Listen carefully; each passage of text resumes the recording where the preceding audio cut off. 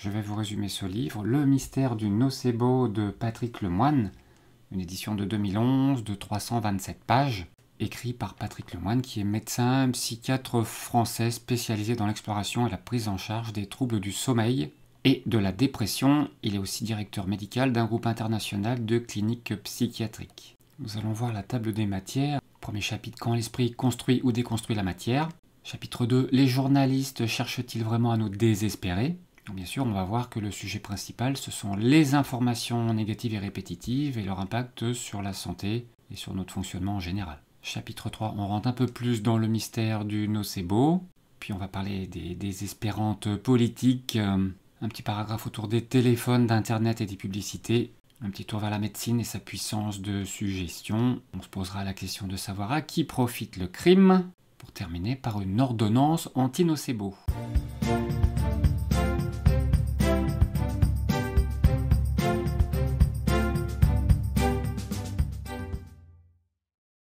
Voilà, premier chapitre, quand l'esprit construit ou détruit la matière. Alors, on va explorer comment le stress, notamment, celui induit par l'information, peut avoir un impact sur la santé physique. Il prend l'exemple de l'impact du stress sur le cancer, avec des expériences sur des rats qui ont montré que le stress incontrôlable peut favoriser le développement du cancer. En effet, des rats greffés avec des tumeurs cancéreuses et soumis à des chocs électriques aléatoires développent davantage de cancer que ceux vivant dans un environnement normal. En revanche, les rats qui ont la possibilité de contrôler les chocs électriques, en ayant la capacité de les interrompre, développent moins de cancer. Puis l'auteur nous parle de l'influence de l'information sur le système immunitaire. Il nous parle par exemple d'une expérience vis-à-vis du rhume des foins, cette réaction allergique qui peut être déclenchée par des fleurs artificielles. Puis il détaille un peu le rôle du cortisol et des neurotransmetteurs.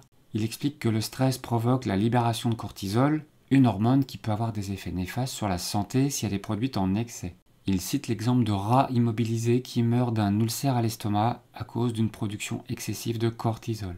L'auteur souligne que l'effet nocebo peut s'expliquer en partie par la libération excessive d'hormones et de neurotransmetteurs qui à ce moment peuvent agir comme des poisons. Et à ce moment, l'auteur s'interroge sur l'impact de l'information répétitive et contradictoire qui peut engendrer un sentiment d'impuissance et de stress. Dans tous les cas, il met en garde contre la surabondance de stimuli stressants, comme les informations catastrophes, qui peuvent nous rendre physiquement malades, surtout pour les individus qui n'ont pas les moyens de les comprendre et de les contrôler. Ce qui me fait penser ici aux 3 filtres de Socrate. Puis après, il nous parle de désinformation, ou dit autrement une arme contre l'immunité. Donc voilà, selon l'auteur, comment l'information peut être vecteur d'anxiété et de stress, déjà à cause du bombardement médiatique. Il critique le matraquage médiatique des mauvaises nouvelles qui génèrent anxiété et stress chez le public. Puis il nous parle de désinformation et de la perte de contrôle.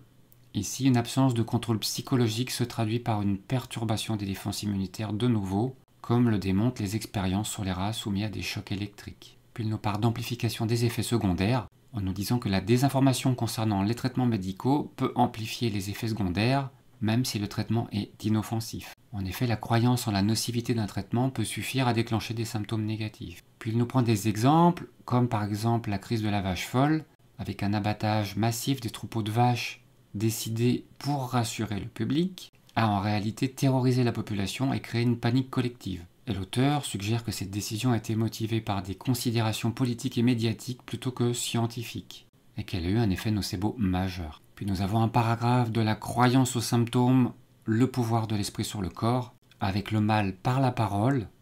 Puis il nous dit que l'anxiété joue un rôle important dans la transformation d'une croyance en symptôme. Les personnes anxieuses, plus sensibles à l'information négative, sont plus susceptibles de développer des symptômes nocebo. En conclusion, il nous encourage à prendre conscience du pouvoir de l'esprit, car en effet l'information, les croyances et les émotions peuvent influencer la santé, positivement ou négativement. Il est donc crucial de prendre conscience du pouvoir de l'esprit et de développer un esprit critique face à l'information, de cultiver l'optimisme et de s'informer auprès de sources fiables. Chapitre 2, les journalistes cherchent-ils vraiment à nous désespérer?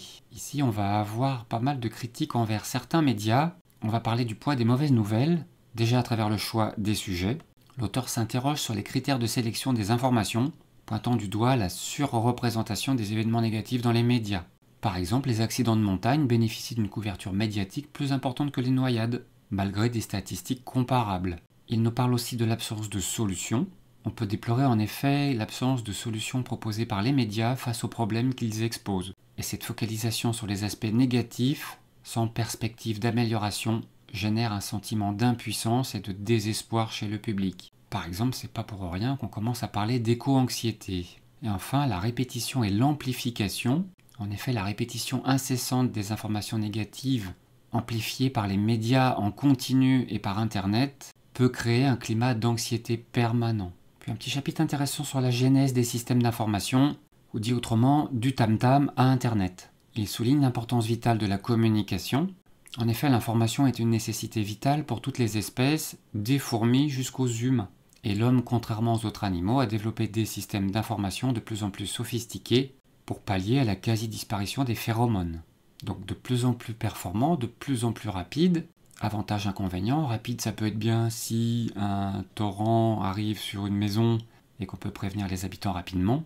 Par contre, savoir rapidement qu'il y a eu encore une inondation à un endroit où il y en a toujours eu ne sert pas à grand chose pour les gens qui en sont éloignés, cette rapidité n'est pas nécessaire. Puis on a un chapitre sur la transmission et la contagion de l'angoisse. En effet, l'angoisse est contagieuse chez les animaux et aussi chez l'homme. Il prend l'exemple de limaces de mer. En associant une lumière intense à une décharge électrique, les chercheurs ont observé que les limaces de mer finissaient par anticiper le choc électrique et manifestaient de l'angoisse dès l'apparition de la lumière. Et l'auteur souligne aussi que l'angoisse peut se transmettre d'un individu à l'autre chez les animaux. Et ce mécanisme de contagion émotionnelle est essentiel pour la survie des groupes, car il permet de propager rapidement l'information sur un danger potentiel. Et bien voilà, chez les humains, il y a aussi la contagion de l'angoisse, à la fois par l'influence des médias, en privilégiant les informations négatives et anxiogènes, ainsi qu'avec leur répétition incessante. Tout ça aura un impact significatif sur le moral des individus. On a aussi le phénomène d'imitation et d'identification. En effet, lorsqu'une personne est anxieuse, elle adopte des comportements et des expressions faciales qui peuvent être perçus par les autres et déclencher chez eux une réaction similaire. Et ce phénomène est particulièrement marqué dans les situations de stress collectif, comme les catastrophes naturelles ou les attentats terroristes. Et bien sûr, on aura un impact sur la santé. L'auteur souligne que la contagion de l'angoisse peut avoir des conséquences négatives sur la santé physique et mentale des individus, avec entre autres un affaiblissement potentiel du système immunitaire, et aussi une augmentation sur le risque de maladies cardiovasculaires, allant même jusqu'à l'apparition de troubles psychiques comme la dépression et l'anxiété. Puis il nous parle du biais négatif de la perception humaine. Une étude menée sur le contenu des journaux télévisés a révélé que le public a tendance à ne retenir que les mauvaises nouvelles. Et ce phénomène a des conséquences sanitaires importantes, car le stress ressenti ne dépend pas du nombre réel de stress, mais de la perception subjective du stress. Alors comment gérer le stress médiatique? Déjà par une conscientisation. En effet, prendre conscience de l'impact des médias sur notre perception du monde est une première étape essentielle pour gérer le stress médiatique. Et c'est quelque part un peu le but de cet ouvrage. Deuxièmement, développer son esprit critique et ne pas se laisser submerger par le flot incessant de mauvaises nouvelles. Là c'est facile, déconnexion. Troisièmement, sélectionner ses sources d'informations pour trouver celles qui sont fiables et diversifiées. Diversifier pour moi est très important. Allons écouter des choses opposées à ce que l'on pense, par exemple, pour commencer à pouvoir faire des liens et développer notre intelligence, en rappelant que l'intelligence est la capacité à pouvoir faire des liens. Bien sûr, réduire son temps d'exposition aux médias, puis enfin se focaliser sur les aspects positifs, et là on va devoir faire un effort conscient pour se focaliser sur les aspects positifs de la vie et cultiver les émotions positives. Puis chapitre 3, le mystère du nocebo, avec un paragraphe sur la technologie double tranchant pour la santé. Il prend l'exemple de l'électricité en posant la question est-ce que c'est un remède ou un poison? Bien sûr, l'électricité a un apport pour pas mal de belles choses, mais il suggère que son avènement a conduit à une réduction du temps de sommeil moyen, en partie due à l'utilisation accrue des écrans et des divertissements nocturnes. Et il met en garde contre les effets néfastes du manque de sommeil sur la santé, notamment l'augmentation des risques de maladies cardiovasculaires, d'obésité et de diabète. Et il nous dit qu'une étude épidémiologique a montré que les personnes dormant moins de 6 heures ou plus de 9 heures par nuit ont une espérance de vie réduite. Et au passage, la diffusion de cette information, bien qu'elle vise à alerter le public sur l'importance du sommeil, peut avoir un effet nocebo sur les insomniaques ou les hypersomniaques, en accentuant leur anxiété, allant même jusqu'à pouvoir aggraver leurs troubles du sommeil. Puis un chapitre primum non nocere, ou dit autrement le revers de la médaille médicale. Il nous rappelle le pouvoir de la suggestion médicale, qui même involontaire peut avoir un impact significatif sur les patients. D'abord, ne pas nuire, le devoir de prudence en médecine. Il insiste sur le fait que les médecins doivent être conscients du pouvoir de leurs paroles et de leurs actes, et à veiller de ne pas aggraver l'état de leurs patients par une communication maladroite ou une prescription inappropriée. Il encourage une information équilibrée. Il plaide pour une information médicale qui ne se limite pas à une simple prescription et une simple description des dangers potentiels, mais qui offre également des solutions et des conseils concrets pour prévenir et gérer les risques.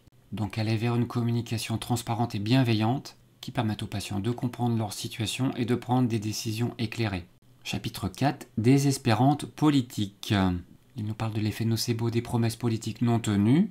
Là, je pense qu'on a tous plein d'exemples à trouver. Puis il nous parle d'amnésie collective des journalistes et des politiques, en nous disant que la repentance est une vertu absente chez les journalistes. Il critique la presse qui refuse d'admettre sa part de responsabilité dans les affaires où sa couverture médiatique a été excessive ou partiale. Il cite l'exemple de l'affaire Outreau, où la presse, après avoir contribué à la condamnation de personnes innocentes, s'est empressée de se dédouaner et de rejeter la faute sur le système judiciaire. Puis il nous parle de l'indépendance de la justice. Il souligne l'influence de la pression médiatique sur les décisions de justice en prenant différents exemples. Donc voilà, ici attention à l'amnésie collective, mais au passage je pense qu'on peut aussi l'étendre à ceux qui consomment les informations. Et justement le petit chapitre suivant c'est « Nous sommes tous complices ». Il nous parle de la responsabilité collective face à l'effet nocebo médiatique. Donc voilà, on peut se rappeler que nous avons besoin de se sentir informés, que l'on est fasciné par le drame, mais qu'on a aussi besoin de se rassurer. En effet, la consommation de mauvaises nouvelles peut paradoxalement avoir des effets rassurants en permettant aux individus de se comparer à des situations plus difficiles et de relativiser leurs propres problèmes. C'est un peu triste, mais c'est comme ça. Voilà, il y a bien une nécessité de prise de conscience collective. Alors comprendre ces différents phénomènes peut nous aider à changer un petit peu notre approche par rapport aux médias et aux sources d'informations, aussi diverses et variées qu'elles soient. Chapitre 6, téléphone, internet, publicité, au secours. Bon, la publicité, en gros, on a manipulation et culpabilisation. On va pas aller bien loin avec ça. Il nous parle de l'anorexie comme un effet nocebo de la médiatisation, avec la propagation d'un idéal minceur nocif.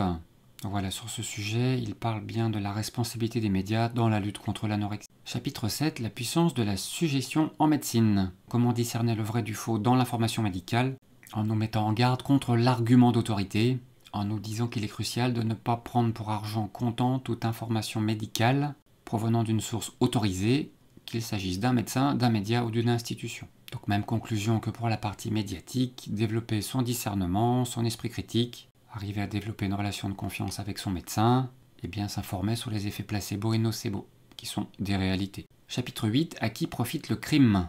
Ou dit autrement, à qui profite l'effet nocebo médiatique ? Bien sûr, côté média, on a la quête de l'audience et du sensationnalisme. Côté politique, il nous parle de la fabrication du malheur et de la quête du pouvoir. Une vieille technique pour asseoir son pouvoir. Les politiques peuvent être tentés de fabriquer du malheur en exagérant les problèmes et en pointant du doigt des boucs émissaires. En effet, en créant un climat de peur et d'insécurité, ils peuvent se présenter comme les seuls capables de protéger la population et ainsi justifier des mesures autoritaires. C'est sûr qu'on ne voit pas du tout ça en ce moment. Il plaide également pour une meilleure collaboration entre les scientifiques, les journalistes et les politiques afin de garantir une information de qualité accessible à tous. Et moi je rajoute une information diversifiée aussi, ce qui serait vraiment très utile. Chapitre 9, une ordonnance contre l'effet nocebo, ou dit autrement l'information comme antidote. Et là l'auteur rejette d'emblée la censure comme solution à l'effet nocebo. En effet, plutôt que de masquer ou de filtrer l'information, il plaide pour le développement de l'esprit critique chez les individus, afin qu'ils puissent discerner le vrai du faux, le crédible du sensationnel. Alors l'éducation à l'information dès le plus jeune âge est essentielle pour permettre aux individus de décrypter les messages médiatiques et de se forger une opinion éclairée. Puis il nous parle de l'importance de la reconnaissance et de la gratitude. En effet, en exprimant de la reconnaissance pour les avancées réalisées et en valorisant les initiatives positives, il est possible de créer un climat plus optimiste et de renforcer la résilience collective. Côté journaliste, il appelle à renforcer l'autorégulation et la déontologie interne, car effectivement on peut encourager les médias à adopter des chartes éthiques strictes, mais il serait déjà bien d'appliquer le code de déontologie existant. Donc il réinsiste pour dire qu'à l'école on pourrait enseigner comment, premièrement, analyser les informations, en décomposant les messages, en identifiant les sources, les intentions et les biais. Deuxièmement, à aller distinguer le vrai du faux, en développant un regard critique sur les sources, en recoupant l'information et en identifiant les éléments de preuve. Et troisièmement, en se protégeant des manipulations, pouvoir reconnaître les techniques de persuasion et de manipulation utilisées par certains médias. On pourrait donner par exemple des articles biaisés pour faire identifier les erreurs, les affirmations non démontrées et les insuffisances de l'argumentaire. Et on pourrait aussi analyser des textes de propagande en utilisant des extraits de discours de dictateurs. Mais bon, sans même aller jusqu'aux dictateurs, il y a pas mal de textes de propagande assez faciles à identifier en ce moment. Donc effectivement, l'éducation reste quelque chose d'important. Alors voilà sa conclusion, un appel à la responsabilité et à l'espoir. Donc bien sûr, il souhaite la prise en compte de la responsabilité des médias face à l'effet nocebo. Il insiste bien pour dire que l'information peut être un remède quand on accède à une information de qualité, objective, transparente et constructive. On peut effectivement contribuer à renforcer nos défenses immunitaires avec ce sentiment de contrôle de la situation. On peut aussi contribuer à promouvoir la prévention. En effet, une information claire et précise sur les risques et les moyens de prévention permet aux individus de prendre des décisions éclairées pour protéger leur santé. C'est donc ici un message d'espoir, car malgré les dangers de l'effet nocebo des médias, l'auteur conclut son ouvrage sur une note d'espoir. Il souligne la capacité de l'être humain à surmonter les épreuves, à tirer des leçons des crises et à construire un avenir meilleur. Il appelle à un retour des valeurs humanistes, à la solidarité, à la compassion et à l'optimisme. J'en arrive à ma conclusion personnelle. On voit ici tous les impacts santé potentiellement négatifs des informations véhiculées de nos jours. Bien sûr, je suis entièrement d'accord avec sa conclusion. Quant à contrôler son exposition aux médias, je dirais même aux médias alternatifs. En effet, inutile de dire que s'abreuver tous les jours d'informations dites vraies sur des médias alternatifs est tout autant anxiogène. On ne peut qu'observer le nombre de renvois d'informations qui visent à montrer qu'on va vers un nouveau système qui montre un certain nombre de vérités, et une partie des personnes qui les partagent sont souvent assez anxieuses en finale. Peut-être parce qu'elles pensent que la solution appartient à d'autres, alors que l'on fait tous partie de la solution. Après, l'auteur reste un médecin, avec tous les éléments qu'il a reçus durant sa formation, et bien qu'il nous invite à avoir un esprit critique, ce n'est pas ce que j'ai pu lire sur différents sujets, que ce soit l'impact des ondes sur la santé, les traitements hormonaux substitutifs. Si on fait comme il dit, si on va lire différentes sources d'informations, si on les diversifie, on va voir que les choses ne sont pas si roses et qu'il y a bien des effets négatifs sur la santé de ces choses-là. Et ce n'est pas 0 ou 1, ça ne veut pas dire jamais, ça veut dire prise de conscience, éducation et adaptation de ces outils en fonction de chacun. Enfin, il n'aborde pas le sujet de la vraie information. Qu'est-ce qui est propagande, souvent sous perfusion financière des industries? Qu'est-ce qui est infox? On pourrait dire canular pour être plus proche d'une information volontairement transformée. Et qu'est-ce qui est vraie information? Là, on est vraiment au cœur du sujet. Et quelque part, une des seules solutions serait, je pense, d'interdire que les systèmes d'information médiatique d'aujourd'hui soient tenus par des industriels milliardaires. Il n'y a aucun sens à ce que les journaux et les systèmes d'information soient tenus par des personnes qui détiennent une partie des richesses de la France. Enfin, améliorer l'éducation pour contrer l'effet nocebo des médias fait bien partie des solutions à développer en priorité, car bien sûr, nous tous qui prenons les informations sommes aussi responsables de ce que l'on en fait. Je rappelle les 3 filtres de Socrate: vérifier l'information, est-ce qu'elle est bonne pour nous, et est-ce que je peux en faire quelque chose? Après, bien sûr, j'insiste sur un point, les journalistes devraient respecter leur propre code de déontologie, et je rejoins son appel vibrant à la responsabilité des médias. Voilà, vous pouvez rejoindre cette chaîne en cliquant sur le bouton rejoindre juste en bas de cette vidéo pour supporter cette chaîne, voire accéder à des versions longues de ce résumé. Voilà pour le résumé de ce livre.